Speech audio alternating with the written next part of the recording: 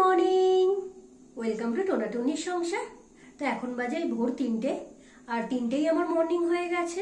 মাঝে মাঝে মনে হয় আমি একদম নিশাচর প্রাণী হয়ে যাব, কারণ আমার এখন কয়েকদিন ধরে 3টে সাড়ে 3টেই হচ্ছে মর্নিং, কারণ আমার কি 5টা সাড়ে 5টার মধ্যে বেরোতে হবে। তো চলো রান্নাগুলো করে নিই। তো আমি এদিকে ভাত আর ডিম আলু সিদ্ধ বসিয়ে দিয়েছি, কারণ আজকে ডিম আলুর তরকারি করব। তো চলো ভাত আর ডিম আলু সিদ্ধটা হোক, আর কি রান্না করব দেখে নি। তাহলে চলো দেখাই এক এক করে আমি কি কি আজ রান্না করি। তো আমি এখানে 1 গ্লাস জল নিয়েছি খাবো বলে। এটা মেথিমৌরির জল না, মেথিমৌরির জল একটু পরে খাবো, কারণ কদিন ধরে জল খাওয়া খুব কম হচ্ছে।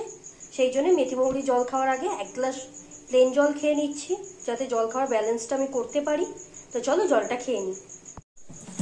আর করবো পালং শাক। তো এইটুকুনি পালং শাক পড়েছিল, আর এর মধ্যে দেবো, তো সেটাকে আমি কুচিয়ে নিলাম। আর এর সাথে দিচ্ছি আলু, শিম আর গাজর, এই একটু একটু পড়েছিল, তো এই দিয়ে পালং শাকটা করে নেবো। তো চলো পালং শাকটা বসিয়ে দিই। তো এখানে তেল গরম হয়ে গেছে, এর মধ্যে 1/2 চা চামচ পাঁচফোড়ন দিয়ে দিই, শুকনো লঙ্কা ফোড়নে দিয়ে দিলাম। তো এখানে সবজিগুলো ভাজা হয়ে গেছে, এবার এর মধ্যে এক এক করে গুঁড়ো মশলাগুলো দিয়ে দেবো। তো প্রথমে দিচ্ছি হলুদ গুঁড়ো,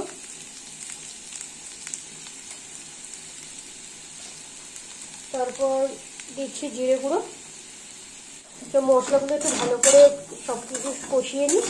এবার শাকটা দিয়ে দেবো, এর সাথে এবার শাকটা দিয়ে দিচ্ছি।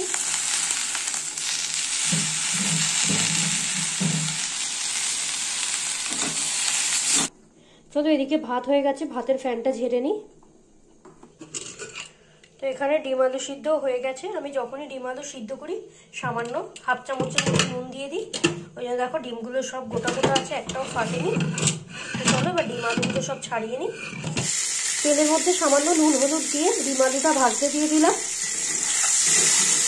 ওদিকে যতক্ষণ ডিম আলুটা ভাজা হচ্ছে আমি আটাটা মাখিয়ে নিই, কারণ এক ফোঁটা টাইম নষ্ট করা যাবে না। তারপর এই বাসনগুলোও গোছানোর আছে, একটার পর একটা কাজ লেগেই আছে। আমার এখানে পালং শাকের তরকারিটা হয়ে গেছে, এইদিকে ডিম আলুর তরকারির মশলাটাও কষানো হয়ে গেছে। এই ডিম আলুর তরকারিটা হয়ে গেলেই আমার আজকের মতো রান্না শেষ। পনিরের পরোটা করবো, তার জন্য এখানে আটা মাখানো হয়ে গেছে। তো চলো এবার পনিরের স্টাফিংটা রেডি করে নিই। তার জন্য এখানে পনিরটাকে ম্যাশ করে নিয়েছি, এর সাথে দিচ্ছি পেঁয়াজ কুচি, একটা লঙ্কা কুচি আর ধনেপাতা কুচি। তো আমি এখানে দিয়েছি পরিমাণ মতো নুন, জিরে গুঁড়ো 1/2 চামচ, 1/2 চামচের একটু কম, আর মিক্স হার্বস দিয়েছি। এই যে আমি এই মিক্স হার্বসটা ইউজ করি। তো চলো এবার সব উপকরণগুলো ভালো করে মেখে নিয়ে আর স্টাফিংটা করে নিই। তো পনিরগুলো স্টাফিং করা হয়ে গেছে। তো চলো এর পরোটাগুলো করে নিই। এখন 4:40-45 বাজে, এরপর তাড়াহুড়ো লেগে যাবে এখনো। আর এই দেখো রান্না করি, এত বাসন পড়েছে, এগুলোকে মেজে যেতে হবে, নইলে আজকে রাত আসতে অনেক রাত হবে। তো এটা বড়মশাইয়ের জলটা ঢাকা দিয়ে রেখে দিই। আর এই দেখো এখানে যে সব, আমি আজকে রাইস নিয়েছি, সকালে ব্রেকফাস্টে কি বলে পনির পরোটাও নিয়েছি। এটা বড়মশাইয়ের খাবার, ও টিফিন সব গুছিয়ে দিয়েছি। চলো এবার ঝাড়টা দিয়ে নিই। ঝাড় দেওয়া, বাসন মাজা সব হয়ে গেছে, একদম পরিষ্কার পরিচ্ছন্ন হয়ে গেছে। তো চলো এবার রেডি হয়ে নিই। ফাইনালি বেরিয়ে গেলাম। 5:30 ট্রেনটা ধরিনি, কারণ তখন সকালই হয়নি, আর বিধান ঘুমাচ্ছিল, ওকে যে বলবো আমায় দিয়ে সেটাও হবে না। তো এখন 6:11 ট্রেনটা ধরবো, তো সেই জন্য বেরিয়ে গেছি। তো চলো দেখা হচ্ছে পরে।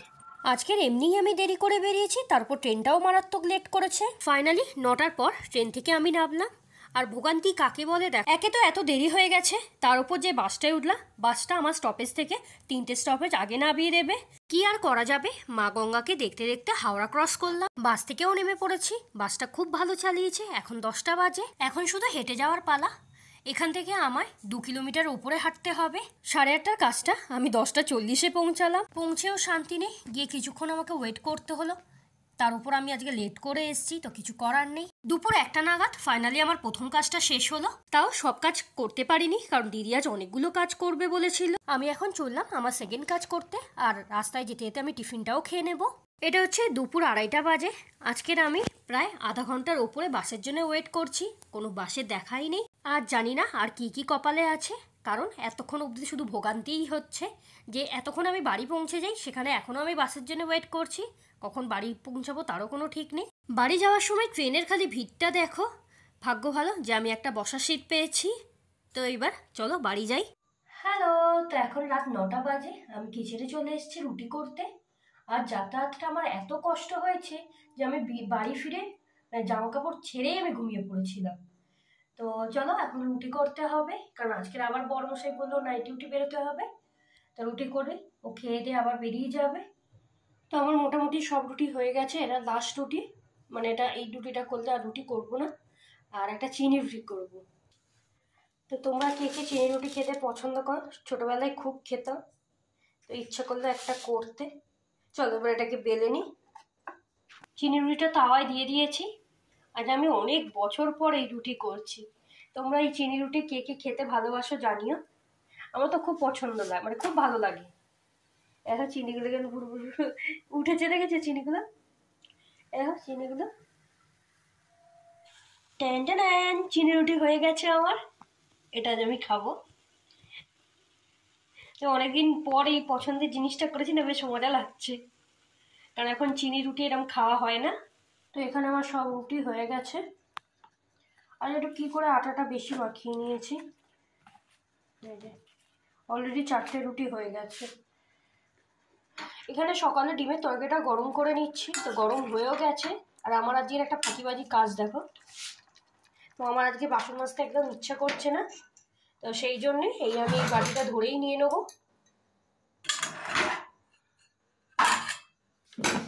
এই যে, আর এই থালা নিয়ে নিলাম, আর ক্যাসারোলটা নিয়ে নেবো, এর থেকে রুটি নিয়ে খেয়ে নেবো। তো একসাথে খাওয়াও হলো, প্লাস বেশি বাসনও পড়লো না। তো চলো এবার আমরা খাওয়া দাওয়া করে নিই। তো আর একজন রেডি হয়ে গেছে, বেড়াতে যাচ্ছে এখন রাত দুপুরে। ঠিক আছে, এই যে হচ্ছে মাংকি ম্যান। না জাম্বু মানে একটু মোটা সোটা হলে মানে ওই মুটকুটাকে পরে। টাটা। তো বিধান বেরিয়ে গেল, আমি আবার শুয়ে পড়েছিলাম, মানে প্রচন্ড ঘুম পাচ্ছে। কিন্তু কিছু কাজ আছে, যেমন খাওয়ার বাসনগুলো আছে মাজা। আর আজকে আসার সময় বাজার করেছিলাম, এই যে দেখো কত বাজার করে এনেছে, এগুলোকে সব এখন আমার তোমার জায়গায় রাখতে হবে, কারণ সবজিগুলো না রাখলে কাল সকালে আর রান্না করার সময় ঝামেলা হয়ে যাবে, মানে তখন আর কিছু আমি খুঁজে পাবো না। তো চলো এই কাজগুলো করি। তো আজকের মতো ভিডিওটা এতটাই, দেখা হচ্ছে পরে। টাটা, সবাইকে গুড নাইট।